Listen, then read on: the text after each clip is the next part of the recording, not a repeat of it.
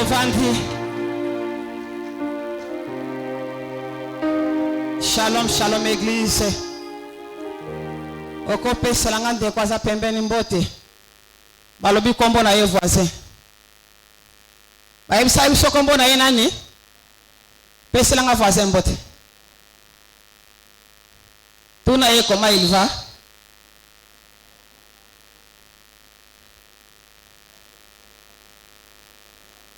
Est-ce que ko pambola voisin kaka ndenga za wana osimbi na we na loboko te?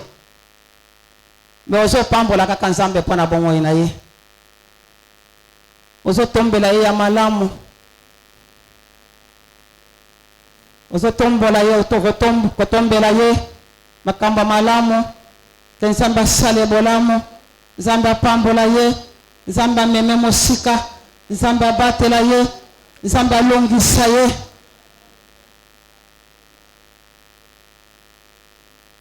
Gloire à Dieu.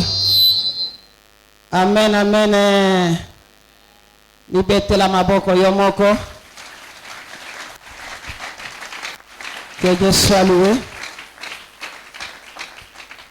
Lelo toko makate tokomi. 21 jours. Mikolo nyonso sauf ba samedi. Tozala ki kachine sikoyo. Est-ce que ko pambola ensemble? Kotombola kombo na nsambo na kaka ndengo vandi wana. Osolo baneka ke paposa malamu. 21 jours ezalaki lokola lisapo. Mais lelo oyo toko kisi 21 jours na biso. To pesio merci parce que tambola ki na biso. Lolenge to senga ki obanda na ebandeli. Papa permettre te ke muto akufa. O permettre te ke eloko moka mabe komela biso pona ko empêcher 21 jours na biso. O pamboli biso to acquérir connaissance. To fongami na makambo ebele ndeko banda ko pambola nzambe wana. Banda ko remercier nzambe peuple de Dieu. Banda ko remercier nzambe. Il est tellement fidèle. To mataki ngombo elongo na ye. Tala tokomi. Oui, parce qu'abatela ki biso. Soutien na ye zalaki elongo na biso. Il nous a soutenu.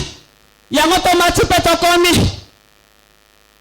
Abongina lokumu na nkembo pe na masanjoli. Merci papa. Tokomi na makasi na biso te Yesu. Ngolu na yonde moto ebatela ki biso yawe. Ngolu na yonde moto epesa ki biso makasi. Ba ebele babela ki pendant 21 jours.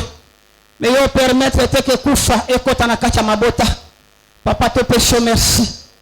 O permettre te Seigneur Dieu que ba surprise désagréable ekota na biso. Papa te péché merci. Te tomboli fidélité na yo. Merci pour na nyonso yo sali na kombo na Yesu Masia. Ko le pemo sungi na biso. Amen. Amen, amen. Gloire à Dieu. Un peuple béni. Un peuple racheté par le sang de Jésus. Ce n'est pas n'importe qui. Zamba pambola yo. Na 21 jours na biso peuple de Dieu.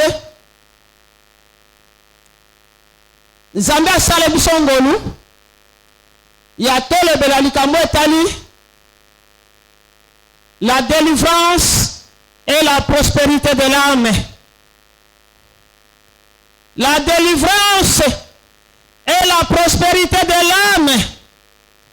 Par la grâce de Dieu, basali ebele to défilé kati na sika oyo. Moto na moto alekaki selon grâce. Oyo nzambe atia na kati na ye. Moto na moto alekaki pona ko communiquer biso portion ya pensée au Saint-Esprit a communiqué ki ye. Yango pa yaki na yango pona ko pesa biso. To travaillaki kati ya complémentarité na basala nzambe nyonso. Nzambe apambolela ngai. Bana nanga nyonso ba défilé kati na sika oyo bazalaki penza une grande bénédiction pour l'église. Nzamba kanisela bango. Na kati ya 21 jours na biso toyebaki ko lobela d'abord likambo etali âme. Tolobaki tokoki te ko toucher likambo etali délivrance. Soki nani toyebi te âme ezanini et âme yango fonctionne ka ndenge nini. nde sima tokoyeba ndenge nini tokokita koleka na délivrance ya âme pe âme oyo aza na problème azo nécessité délivrance aza âme na lolenge nini. Alors totalaki tolobi ke l'âme ezali eteni wana na kati ya biteni misato oyo composé être to bomoto ya moto.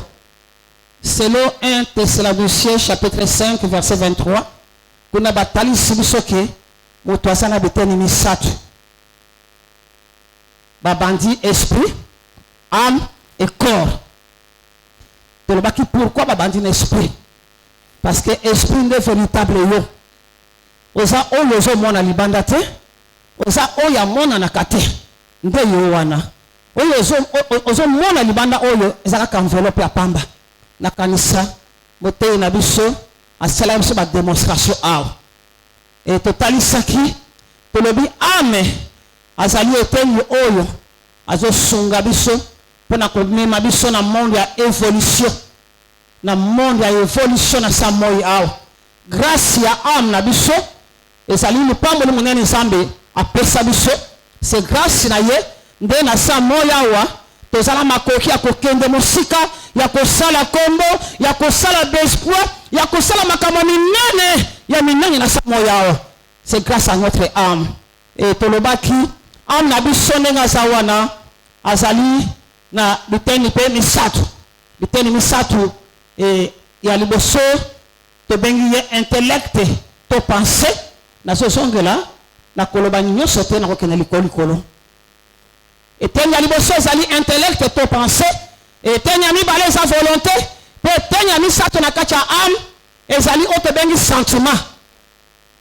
Biteni misato oyo tango osangisi yango nde babengi âme. Me dit âme, c'est l'ensemble, il y a intellect et pensée, ensemble, il y a volonté, na sentiment. Mais le manion soit na misato. Il y a un bengi âme. C'est ça notre âme.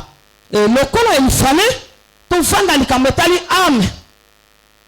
To lo baki ke na kacha âme na biso na bitene misato wana. D'abord intellect et pensée. Tant que tout le monde a pensé, tout le monde a intelligence, tout le monde a raisonnement, tout le monde a mémoire, tout le monde a imagination. Ba élément mine oyo de sangani na yango ni tozo benga intellect. Ton zungu ya mayele. Zungu ya mayele. Ba élément misatu. 4 éléments. Tozo na intelligence, raisonnement, imagination, na mémoire.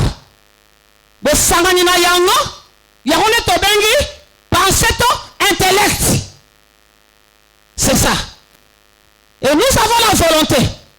Et quand il y a la volonté, volonté, c'est siège. Il y a des décisions. Siège, il y a des choix. Ndé sika souveraineté à mutu, écoutami. Libre choix. Akutami na katia, volonté. Volonté. Liberté à mutu. Écoutami na katia, volonté. Liberté à mutu. Et sa volonté, na katia, volonté. Choix. Zungu ya kopona makoki wana ya koyeba kopona ya malamu na mabe ekuta mina kacha volonté ba décision makoki ya kozwa ba décision wewe zo tambusa vie na yo wewe zo tambusa vie ya bato ebele wewe zo tambusa nyonso ezali nzinga na yo osambe ache pembeni na yo ezali volonté bengami volonté nde sika le vouloir ekutami dans la volonté. Nous savons le vouloir dans la volonté. Dans la volonté. Et tokitaki le kolani fallait to le bamingi na likambetali ba blessure intérieure to toucher chaque sentiment. Et tenya misato to bengi sentiment. Et teni wana misato o to zo benga sentiment. To le baki tant to zo le ba sentiment to zo mona affection. To zo mona désir. To zo mona sensation. To zo mona ba émotion. Ba élément wana 4 yango tozo benga sentiment yango komona bisika misusu bazole ba sentiment mais ba commune émotion parce que ezali sentiment parce que l'émotion les émotions ezali expression ya sentiment lorsque le sentiment est touché, et c'est mieux exprimé, parce qu'elle a touché. Yenda simba maka. Lorsqu'elle a touché, a commis exprimé dans les émotions. Les émotions, il y a une expression, il y a sentiment. Au commun, les émotions, ça n'est pas côté. Tout dépend, il y a organisme, il y a moutou na moutou. Moutou moussou, c'est un choc. Nouvelle moko, il y a nixie. Azu kou moko, il y a sali passi. Au commun, a poussé cri. A bandi kokima. Moutou moussou, a quoi il y a pas koufi. Moutou moussou, a quoi bandolé la maille moussou zobima. Maille moussou zobima. Moutou moussou, a quoi ça la jarre. Nambala moko el ningani ye. Nyosho ezaba émotion. Monsieur soit comme silika makasi. Ezaba émotion peuple de Dieu. Et je répondre que l'andisa organisme il y a moto na moto. Ba émotion. Et tolobaki et lokonini oyekoki na kozala la base il y a besoin qui sami ya sentiment. Tobo tout sami ya sentiment. Tolobaki ke ezali ba choc ya la vie ba événement tozo kuta nango na samo yawa yango ndeza la base ya bosoki sami ya sentiment. Peuple de Dieu, lelo église tondi na ba hypocrite epelé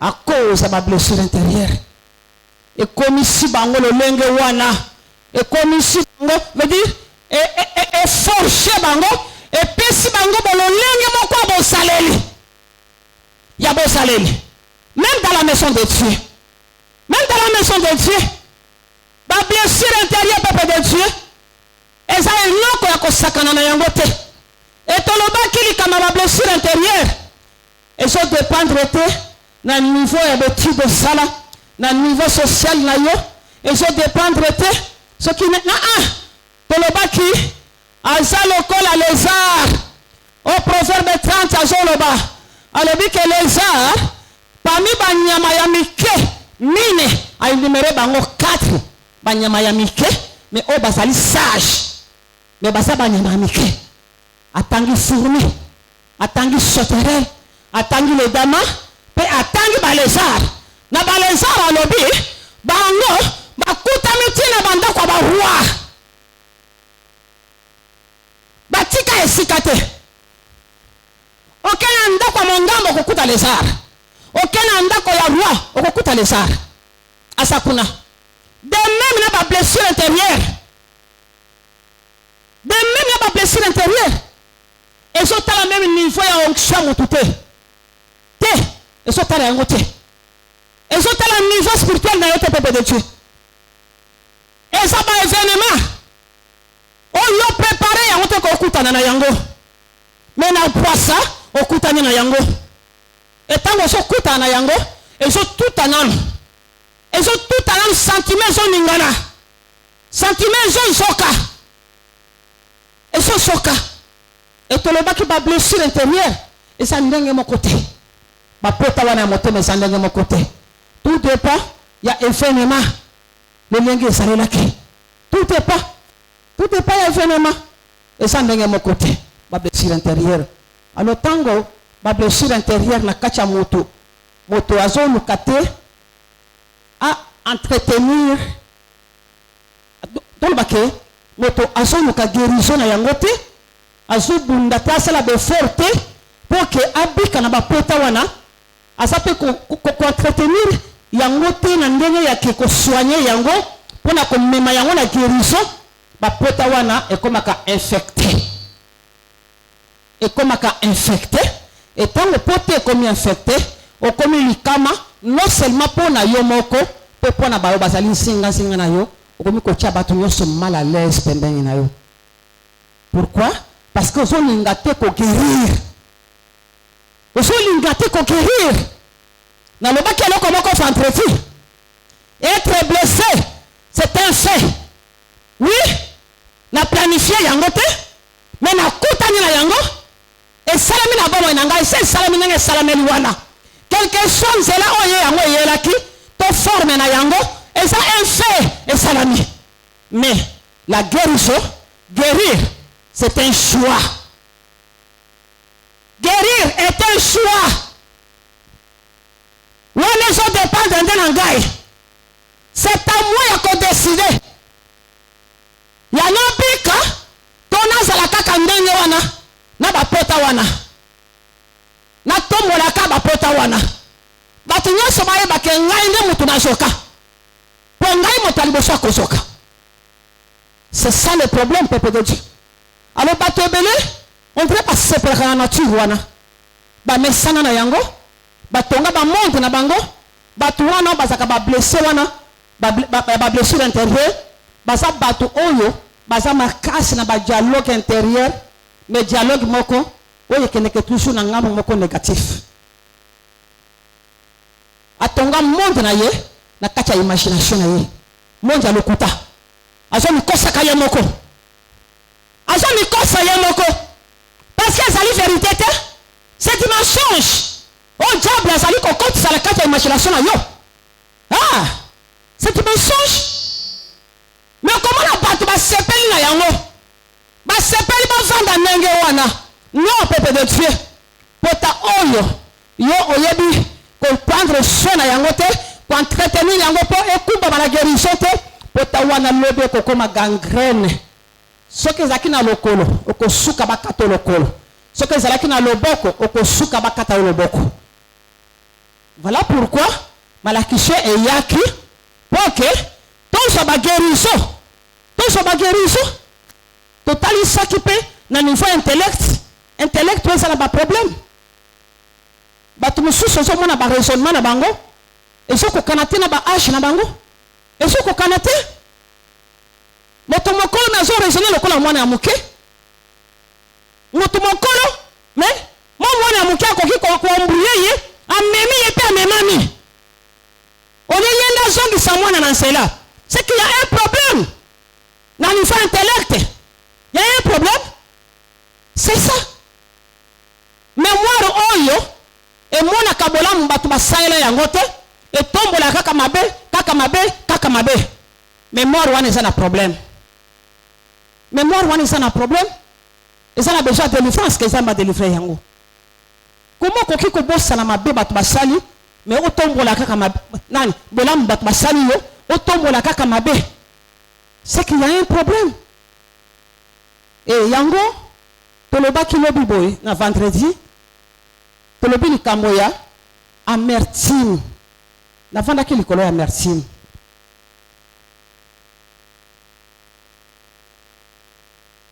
L'amertume est à la base. Il y a makambo ebele kati ya l'église, na kati ya ba famille, na ba couple. L'amertume.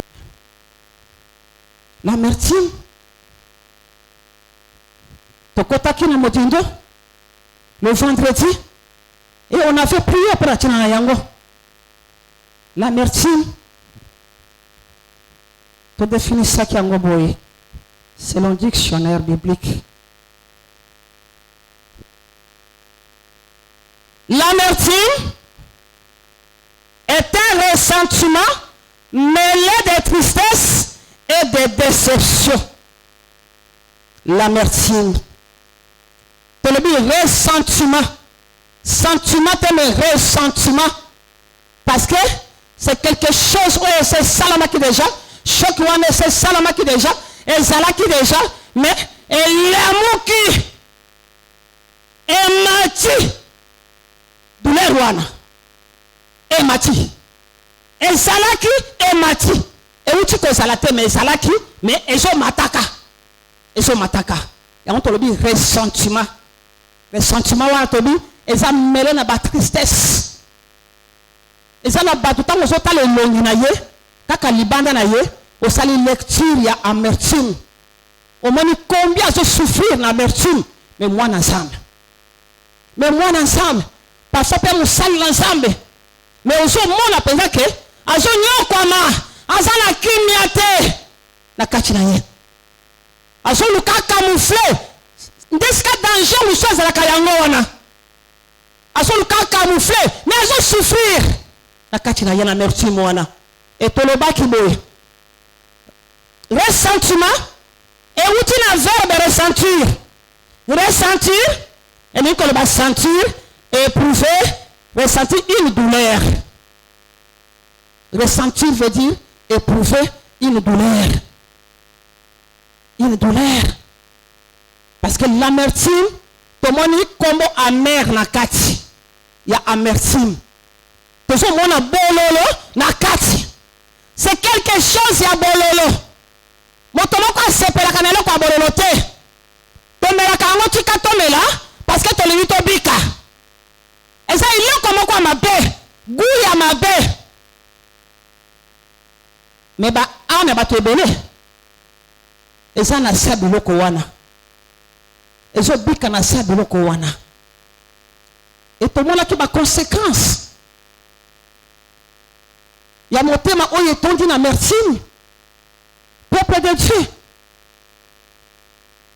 na lobaki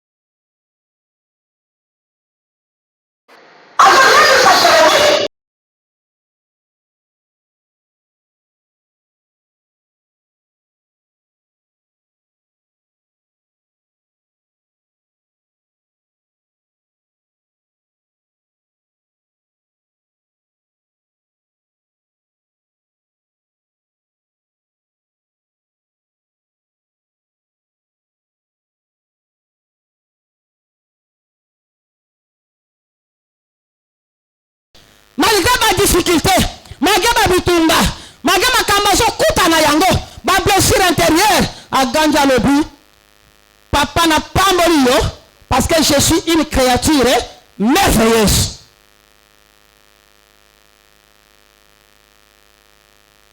On s'en a montouillé la mise ensemble. Mais tant la biloko yo zoboko là, on te sobe ma blessure intérieure.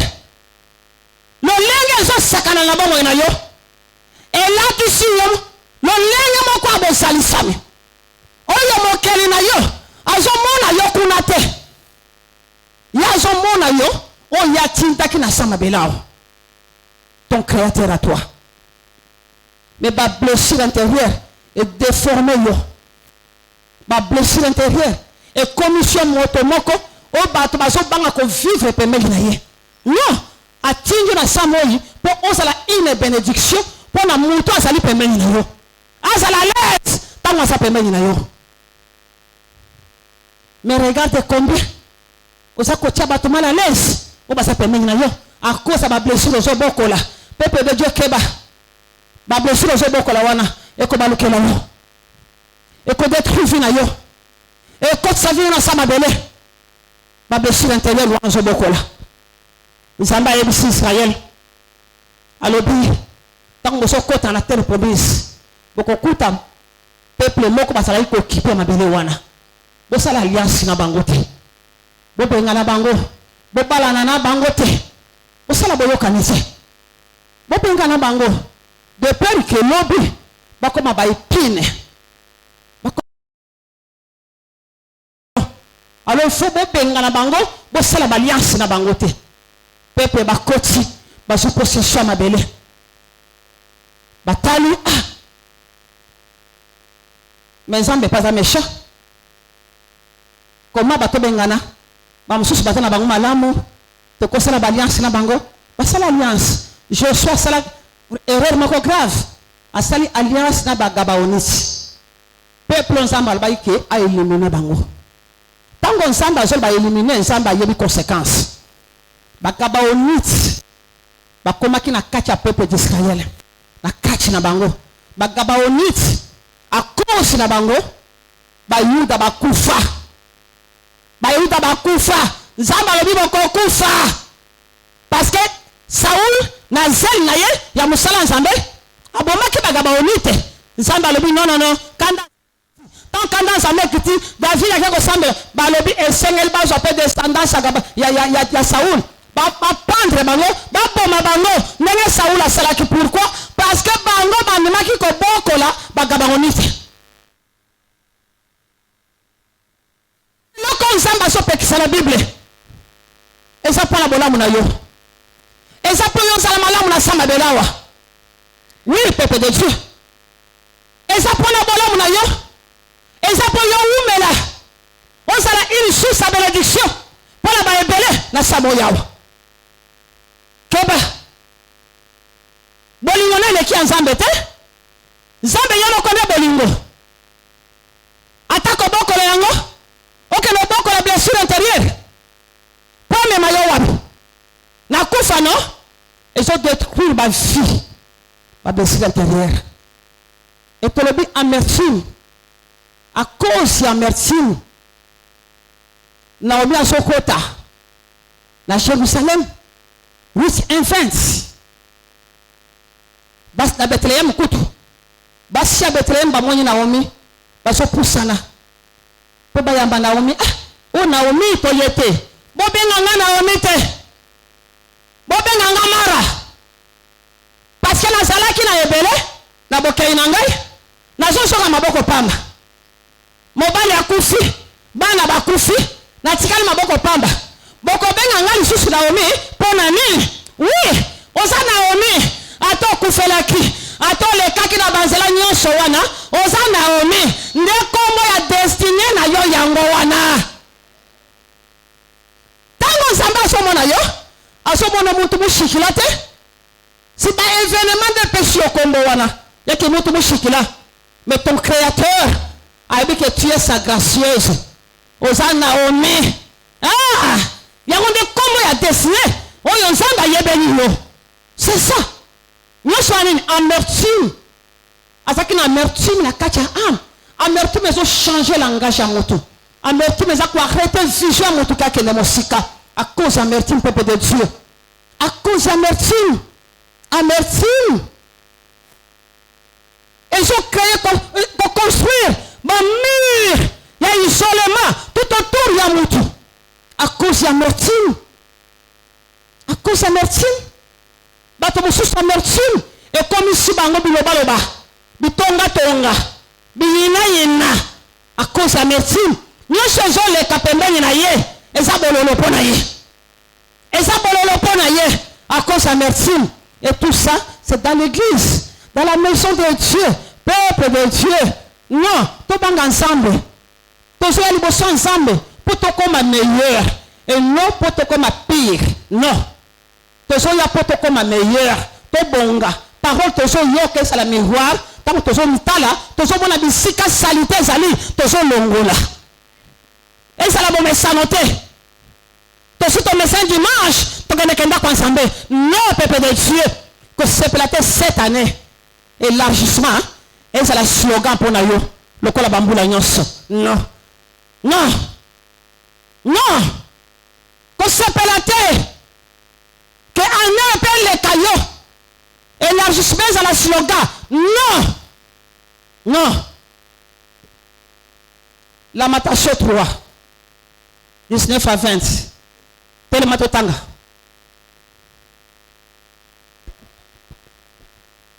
nous lisons au nom du Seigneur. Quand je pense à ma détresse et à ma misère, yoka langage ya motema oyo eza na amertume rancœur abi quand je pense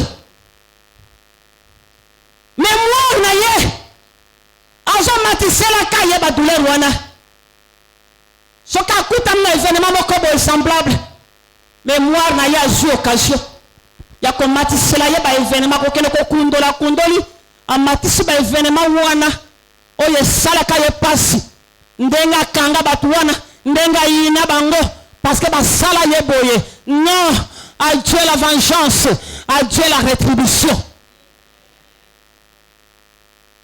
comme il sent la vengeance yo mon côté tika nzambe avanche yo aza spécialiste na yango oui Quand je pense à ma détresse et à ma misère, quand je pense à ma détresse et à ma misère, c'est ça. Mon thème est entendu l'amertume. Langage na yango yangwana. Quand je pense, ya malamu nzamba sala ezalite, na nzamba sala ya bolamu te, hein? Pour penser kaka na ya mabe, parce qu'il y a un problème dans niveau âme. Blessure non guérie. Blessure non guérie. C'est ça. Quitte maman. à l'absinthe et au poison, L'amertume est un poison. Na kacha bomo inabatu. Est un poison venin mortel. Venin mortel. Capable. Ya kokanga même ba bénédiction Saint-Esprit. Que elle l'a dans autres nayote. Capable. Ya ko bloquer même accomplissement ba promesse sans âme. Na kacha bomo inamoto. L'amertume. Ok? quand mon âme se souvient, Yoka. Amen. Amen. Amen. Quand mon âme s'en souvient. elle est Amen. abattue. Yo fani kaya ko se souvenir na makambo mabe. Et bon bonté en Zambé. Et bon fidélité en Zambé. Et bon bolingo ensemble. Miséricorde ensemble. Wana ama so mona te. Non. Non. Oui. elle est abattue au-dedans de moi. Tango âme nanga zo kanisa yango. Bala moko naza abati. Vanda. Ebukaka. Okomona ta makasi. Ya kosala makambo nga kosala. Eza lisusu te. À cause d'amertume. À cause d'amertume. Makasi ya kotelema. Kosala likambo nga kosala eza te. Zoto nyonso elengi. Parce que film nyonso ezongeli yo. Imagination. Tango mémoire amatisi. Abwaki na imagination. Imagination. Atieli yo film nyonso mobimba. Ya scène wana. Abakisi na misusu. Oyo ezalaki te. Na lobaki peuple de Dieu, notre âme. Na niveau à penser na biso. Ezali champ de bataille. Ya monguna. Le diable a attaqué mingi âme na biso. Avant à attaquer yo azo banga na âme. Azo boaka bambansi na kati ya âme. Azo boaka ba makanisi na yo na kati ya âme na niveau à penser. Ba makanisi zo glorifier même nzambe na yo wana te. Azo pomper yo yango. Azo pomper yo. Po otika na position wana te. Po sa zambe za cette année yobika élargissement. Toko sungana. Ba mertume nyonso wana ekobima. Ekosanza. An o eza na mertume nyonso eza mabe de konangai. Ata parole ezote yama. Yekuna na dialogue intérieur. Masolo misusu désolé kana. Moto akobima mutu vide. On dirait au une église te. Zoka parole ya onde kisi munene ya délivrance ya âme. C'est la parole de Dieu. À quoi permettre yo ka parole te surtout comprendre yango te. Pour parole yo comprendre et que puisse mettre en pratique parce que tu as compris. Ça c'est na yango. Mais yo comprendre te. L'amertume. Maintenant comment guérir l'amertume? Comment guérir? Ndélité ya lelo. L'amertume. Comment? Nakobika ndenge nini? L'amertume.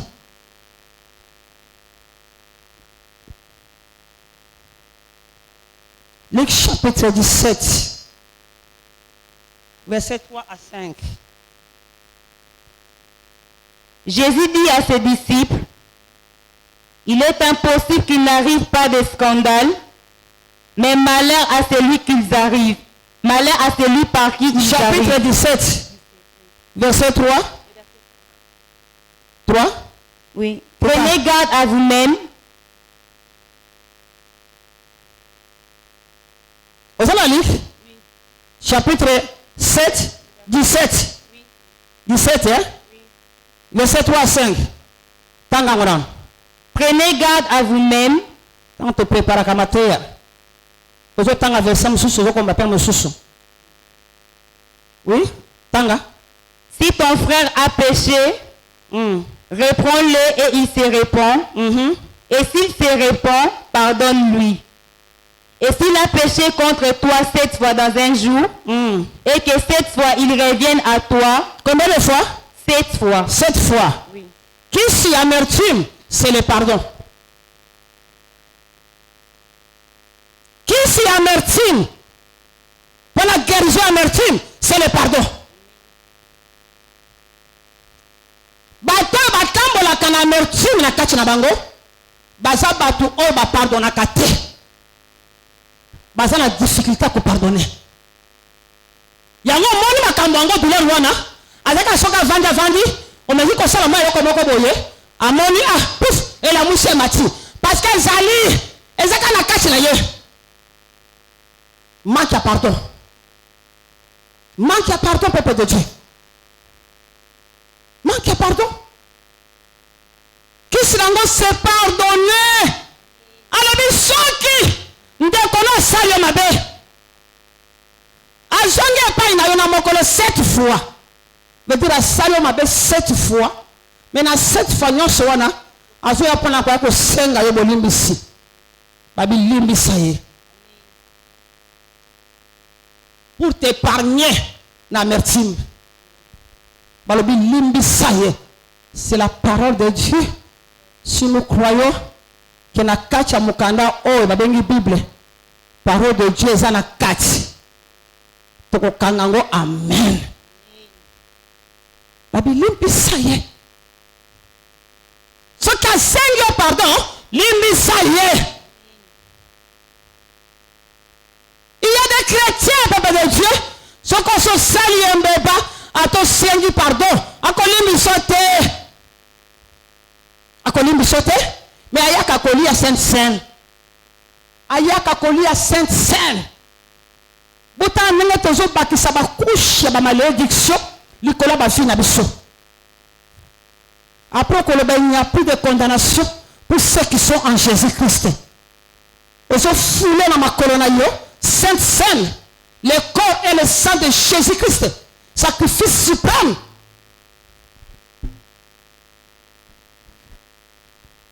Okoya, mon yabi ke na motema na onongo sawana, okanga batu. Eza na batu mususu ngona zo konda, kokonda wana ezate ya ke parce que za malade te. Amema ba pouvoir ya batu na motema na ye leki tellement que e bani kokonde saye. Akanga bango na bakadena na bakashwa motema na ye. Na motema na za na ba poche. Bakashwa kuna. Akanga oya salanga boy kwa kadena vanda wana. Okuna salanga bo kwa kadena vanda wana. Azo ba klenyo so wana abwaka wana mayoseya. Anukunguluba. Mais un chrétien, on commence pas n'importe quoi. Avala la yewana, nzambe na ngali mbisangai, pole loyo, na yebike na belsaki motema na libaku, limbisanga. Nzamba limbisayo. Non, tanga Bible malamu peuple de Dieu. Zwakata kotanga Bible. Zwakata. Nazo ede prière à mutu moko. Na mateya oyo. Nazo songa mutu moko. Ketango ko bana ko sambela, au moins ka ba résultat. Résultat. La parole. Boussole na biso. Boussole. Il y a chrétien. C'est la parole de Dieu. Au ce qui m'a 5. Les apôtres dirent au Seigneur, augmente-nous la foi. Le cœur de l'homme. À mon avis que c'est impossible. Les anciens, l'apôtre, quand il est sur le il faut 7 fois, Kwenda futuka. Babikolo, augmente notre foi. Pour ton cannabis sauté. Nous taillons la tongo, à tout kinga, à Kei, 10 heures ailleurs, à tout kinga, à Kei, 12 heures à 7 fois. Augmente-nous la foi. C'est ça le cœur de l'homme. C'est ça le cœur de l'homme. Augmente-nous la foi. Parce que maman dit qu'elle écrit. Maman dit que je ne suis pas d'accord pour exagérer.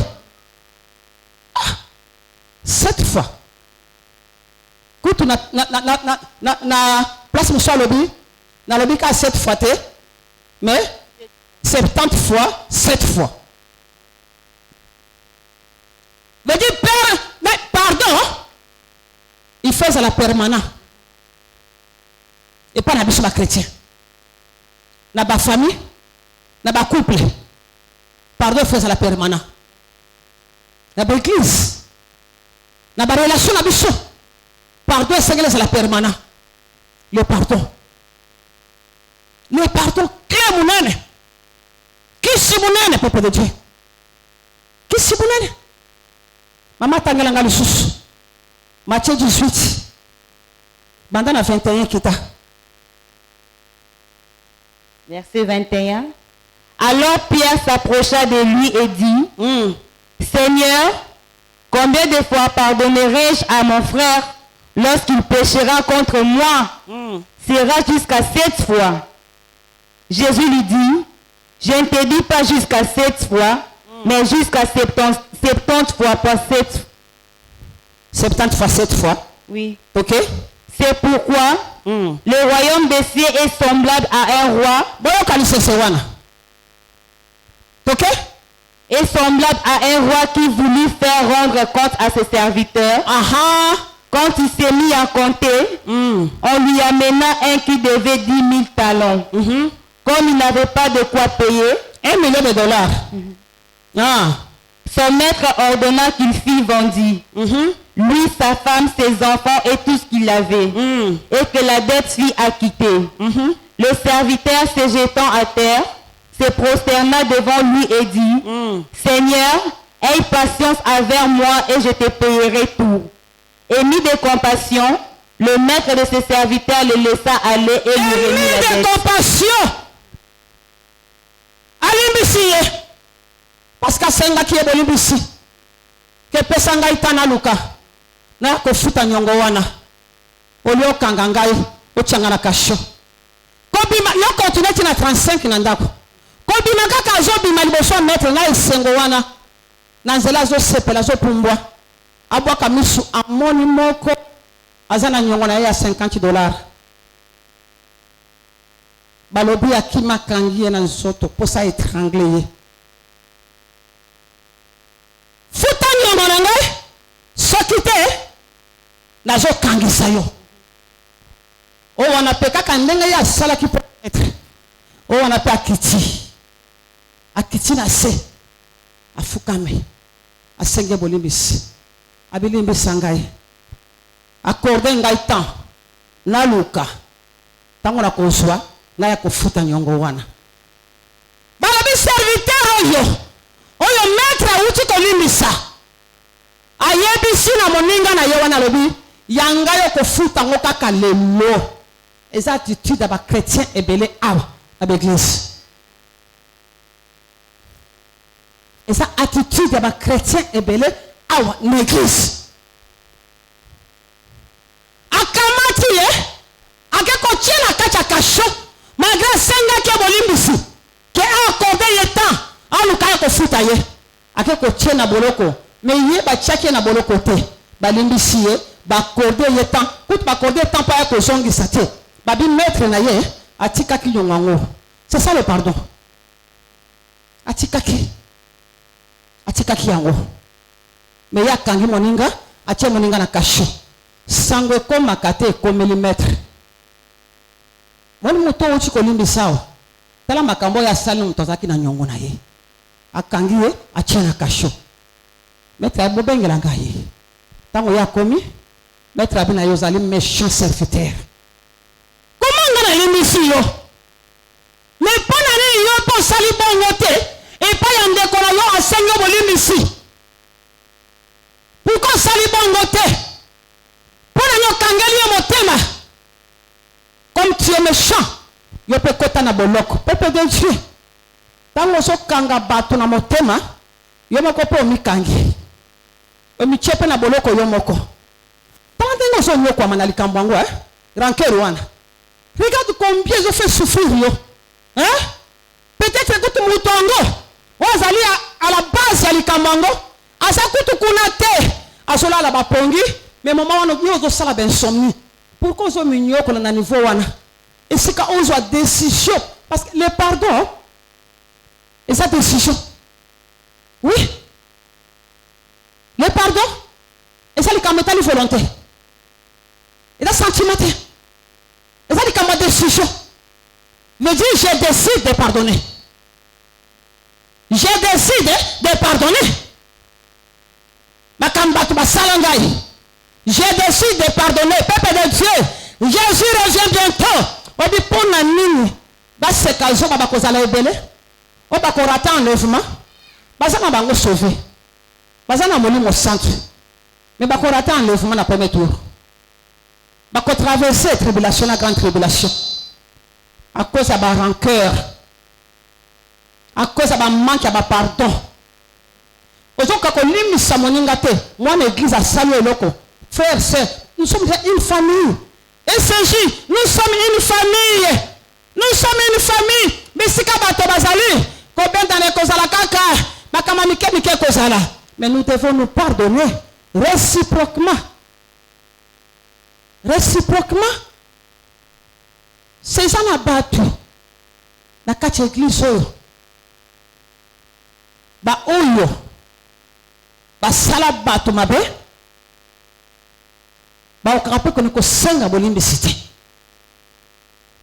me yo sikoyo lokola naza na posa nazala na kimia nazala na boyokani na nzambe na ngai mpe na moninga na ngai nakolimbisa ye ata ye kosenga nga bolimbisi te nakolimbisa ye parce que naboyi obstacle ezala na prière na ngai ntango nakobeta mabolongo na se naboyi obstacle ezala naboyi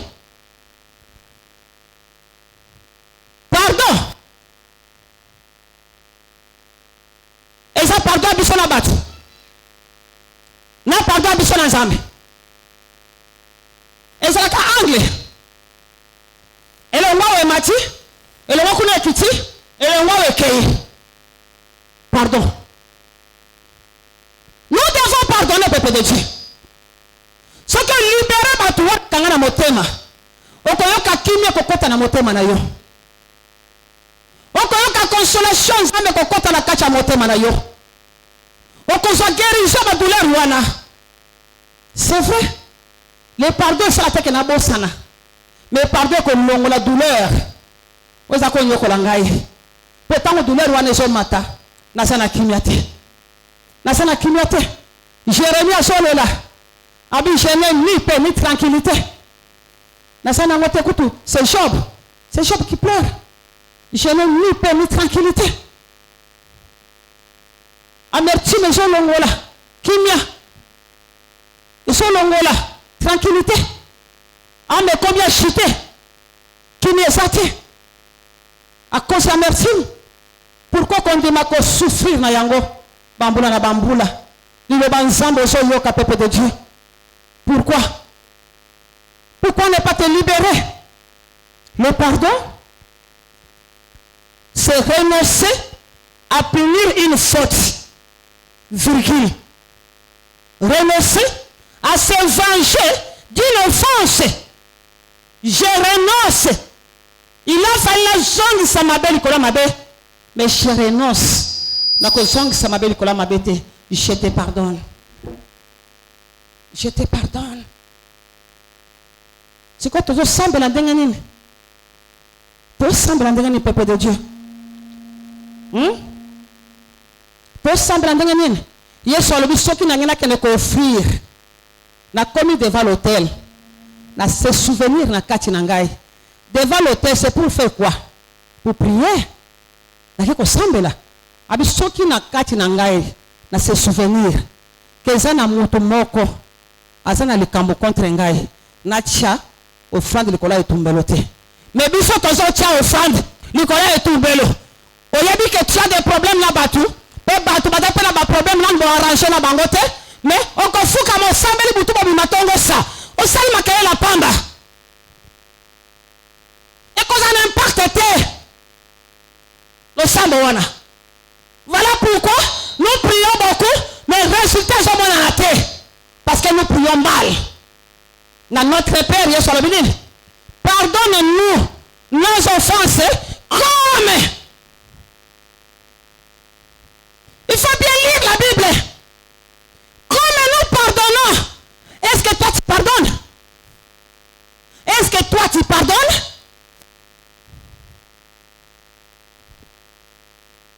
Point d'interrogation. Et ça n'a pas tout mal au banakate awa. L'église. Papa ça n'a qu'à motete.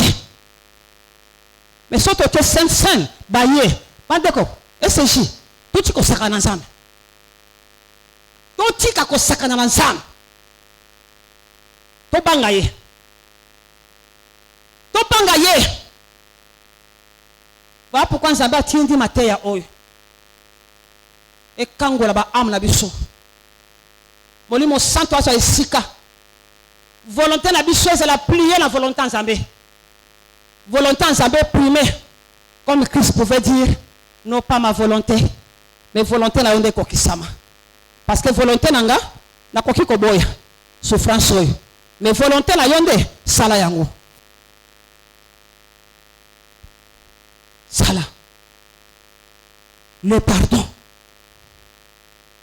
Qui si mon aime? Qui si mon aime a rancœur? Savoir pardonner. C'est la nature même de Dieu na kati na biso. N'est-ce pas que ça va ensemble? N'est-ce pas que kangama na ye? To koma na molimo santo. Même esprit. Mai wana bomoy. Vie wana sowe. Oui, ça dans notre esprit. Par le Saint-Esprit. N'est-ce pas, Seigneur Bima? Et traverser âme na biso. Bateba mona ba fou. To ba résultat na ngoli banda.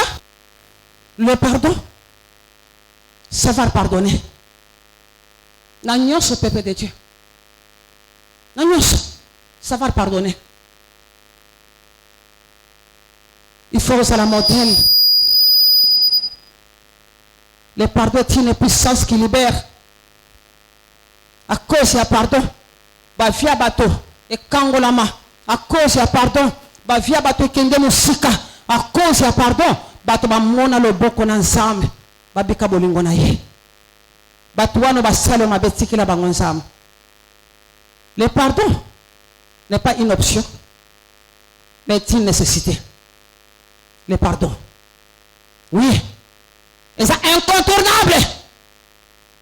Ce que l'inobi qu'a vu mon chrétien épanoui. Le pardon est incontournable. Nécessité incontournable. Indispensable. Le pardon. Pour obi qu'a vie chrétienne épanouie. Le pardon. Bimisa. Batunyo sokanga kina motema. Bimisa douleur wana. Par le pardon. Ce que kolimbi saka.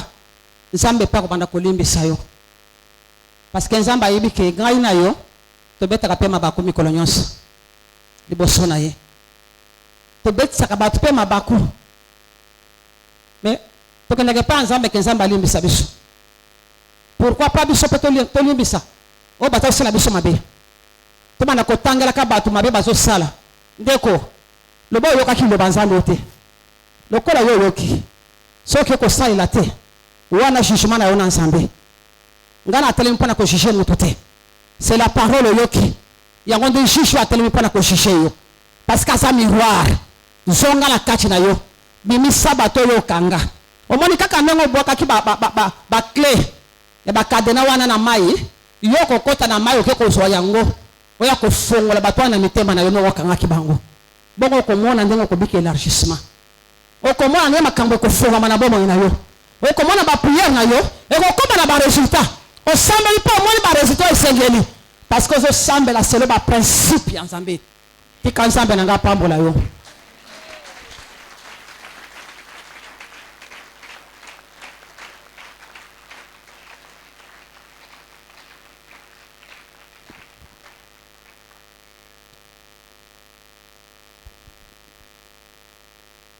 Kanga biso na yo.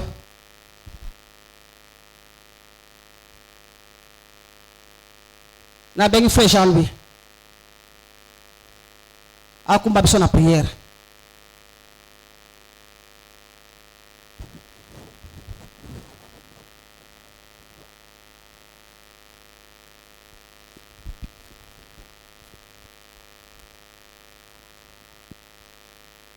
Obandina nous copé sans ambe, merci pour le message. To sambeli na kombo na Jésus Christo. Sambela pe sans ambe, merci. Ye o ayebi yonanga koleka biso moko. Ye o ayebi biso malamu atindri loba na ye na tongwa lelo. Natina ete liloba o ekango la biso. Natina ete liloba oyo elakisa biso njela o esengeli to tambola na yango na kati na mbula oyo. Pesa ye merci po ete aza papa malamu. Aza papa aza ko interpeller nga na yo tango nyonso tu. Natina ete to tika na molongo o ya tie po na biso. To tika na nzela o ya tracé po na biso. To pesi ye merci. Yawe zwa na yo nkembo. Yawe zwa na yo lokumu pe masan joli po ete yango ebonginde na yo. Tata nini akoki ko lobela ba na lolenge yo sali yango na tongo na lo na bomoi na biso. Tata nini akoki ko zongi saba o ye na njira pe ko tali saba ngoma e baki ko sala lolenge sali yango na tongo na lelo. Yango koyoka ka maloba na yo Nzambe, koyoka ka ba instruction na yo, koyoka ka o esili ko zala malaka yo na tongo na lelo. To pesi yo merci. To pamboli yo po toza fidèle na kombo na Jésus Christ. Alléluia. Bien-aimé, commence à méditer maintenant na kati ya motema na yo na mémoire na yo. Tala nani oyo okanga na motema. Moto nini yo fandisa na motema. Oyo ekoma ata omoni na miso boye sengeli motema vimba yo. Atako oyoki batangi kaka kombo na ye sengeli motema epasuka yo. Ekomele atako omoni ete momoni kombo mosusu lokola kombo na ye. Motema na ye bandi kobeta mbango mbango. Le pardon ezanguya o eza ko rendre biso libre. Ozo permettre biso to avancer na bomoi na biso. Réaliser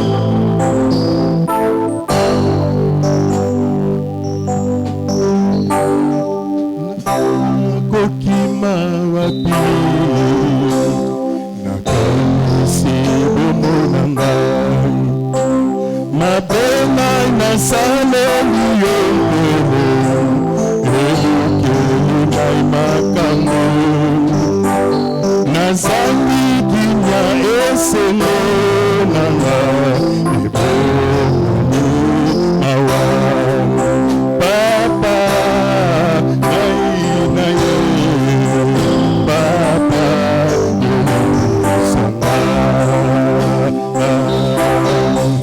nana kokende paya papa nana kondima mabe nanga nana koleba na ye papa limbisa mabe nanga nana koleba na ye lisusu ngai moko nakoki te papa simba bomoi nanga limbisa mabe nanga nana kokende epai ya papa nana kondima mabe nanga nana koba na ye papa limbisa mabe nanga nana koba na ye lisusu ngai moko nakoki te papa simba bomoi nanga limbisa mabe. Bien-aimé, tu vas prier au niveau de la maboko na Nzambe. Yebisa Nzambe na yo kiloba yo na tongo na yo na zumo kona kolimbisa papa wana ya kolimbisa ndeko mwasi ndeko mobali natina ete yo mpe Nzambe olimbisa nga na mabunga na ngai nyonso tu tosambeli na kombo na Yesu Kristo. Alléluia. Bien-aimé, prie pour ta vie. alobi soki bolimbisi masumu ya basusu te ngai mpe Nzambe na kolimbisa bino te. Je prends la ferme décision. Je prends l'engagement de pardonner à celui qui m'a fait offenser, de pardonner à celui qui m'a fait blesser, de pardonner à celui qui m'a fait calomnier. Yebisa Nzambe, ce matin, naoki loba na nimi kolimbisa ye, na nimi kosongola ye, na poloko ya motema oyo na tchaki ye. Prie bien-aimé, sambela. Yetabara sheteria nerebo soteria nerebo she. Elava boshe bratamaya nerebo shi mamre nerebo. Ekalamaya baraba. Yende mene santa Dieu, tu es miséricordieux. Compatissant, riche, abondé à la colère, Seigneur. Ce matin, nous avons écouté ta parole, Yahweh. Nous avons écouté ta parole, Yahweh. Tozimo kalona kongwa lelo. Yako fiomola. Baeko kamaki. Na mitema na biso. Baeko boya kiko limbisa. Baeko boya kiko limbisa, Yahweh. Na tomo na lelo tata malamu. Na tomo na lelo zambe na bolimo. Na tomo na lelo zambe na mawa. Tofongoli mama na mitema na biso. Tofongoli mama na mitema na biso. Na lelo na lelo na lelo. Soki kolimbisi na susute. Mama kolimbisa bisote, Yahweh. Moni mama na biso kosilika. Moni na biso kokele liboso. Moni tokosonga na Yahweh. Soki liboso na yo. Ezali esikate. Soki liboso na yo. Tozima limbisa mite. Yamna na tongo na lelo. Na mpone liloba na yo Nzambe. Na pardonne. Na bato nyonso. O batukaki biso. O bafimaki. O bajolaki Nzambe. O bajolaki bato Nzambe. Ekopaki pololo. Na pombo ya biso Nzambe. Na wana ya Nzambe kitalikona na fila biso. Na wana ya kitalikona mama ya biso. Na wana ya kitalikona papa moko la moko. Na wana ya kitalikona mama moko la moko. Na wana ya kitalikona la moko moko la moko. Na tuna ete moso. Na kona la moko moko. Na mbura oye. Na telema. Kosa oye Nzambe. Osengi biso tosala. Osimba oye Nzambe. Obokisi pona biso tosimba. Olikikate Nzambe. Masumu na biso. Kimotema makasi na biso. Ezala epaka. Ezala epaka. Liboso le poko na yo. Na kata mama na biso. Nyamna na tongo na lelo. Nyamna na tongo na lelo. Konsongi kati na biso Yahweh. Kondi prete. Koyiba mewape. Koyiba makoki ya kolimbisa na susu te. Na tongo na lelo Nzambe. Nous le pardonnons. Nous le pardonnons. Nous le pardonnons. Nous le pardonnons. Nous le pardonnons Seigneur. Comme trouver une place. Pour la bouche Nzambe. Trouver une place pour papa. Trouver une place pour maman. Trouver une place pour les jeunes frères. Dans le nom de Jésus-Christ de Nazareth. In Jesus' name. Bien-aimé, sur le bon qu'on a mobile au tien à motu. Le bon qu'on a mobile au tien à motu na yo. Kemeko sembe na ebisa na Nzambe makina na Yesu esukola bongo na yo. Makina na Yesu Kristo esukola aussi kozala mémoire na yo. Na souvenir nyonso tu ya mabe. Ezala kopota sentiment ya amertume kati na yo.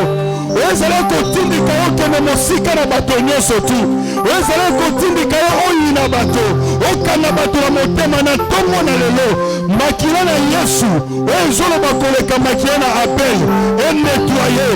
Eloba nettoyage na mémoire na yo. Eloba nettoyage na cerveau na yo. Na kombo na Yesu Kristo tosambeli baso lelo ya. Bien-aimé tosambeli. Bien-aimé tosambeli sambela.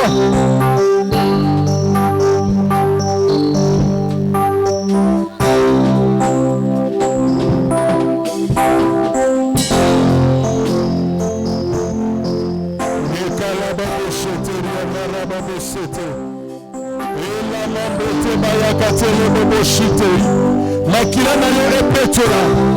Makila na yo esantisa. Makila na yo esukola esili kozala. Bongo ya moko na moko. Bongo ya moko na moko. Na basouvenir nyonso tu ya mabe.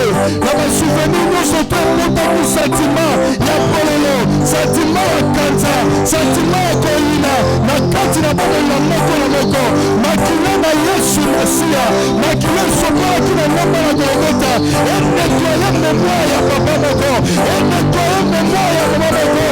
Nettoyer mémoire ya mama moko.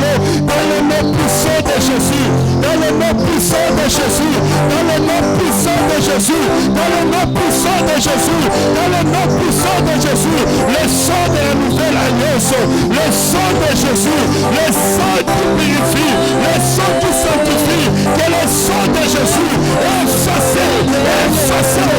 effacé, la mémoire est souvenir négatif dans le nom de Jésus. Nous te disons merci Seigneur, nous te rendons grâce pour ta bonté et ta fidélité. Tu es le Dieu qui a commencé cette œuvre dans nos vies Seigneur. Tu es juste et fidèle pour le parfait.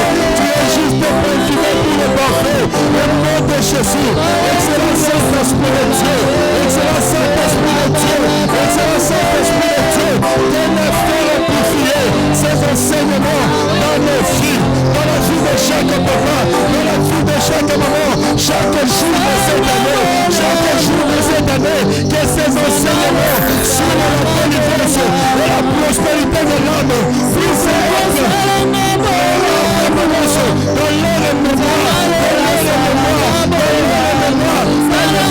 Jésus de Nazareth, guide-nous, assiste-nous, au nom de Jésus, nous avons ainsi prié.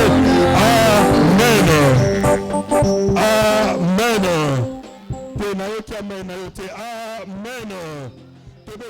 Amen.